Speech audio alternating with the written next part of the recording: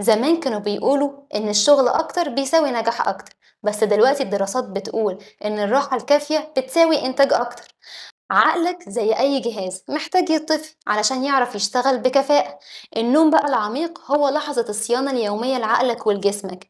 جيف بيزوس مؤسس أمازون معروف إنه بينام 8 ساعات كاملة. مش بيعمل كده علشان هو كسلان أو علشان شايف إن دي رفاهية، لكن علشان بيعرف إن عقله لما بيكون مرتاح بياخد القرارات أحسن وأسرع وبأخطاء أقل. وهو بنفسه قال لو نمت كويس أنا بعمل أقل عدد من القرارات الغلط.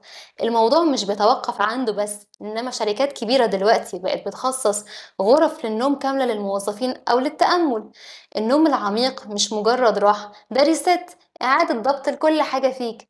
فيه هتلاقي جهازك المناعي بيتصلح، وهتلاقي كمان هرموناتك بتتنظم، وهتلاقي كمان مخك بقى أهدى وقادر يخزن المعلومات اللي من غيرها هتلاقيه بيشتغل بنص طاقة بس، ومش هيستهلك ويستنزف أسرع.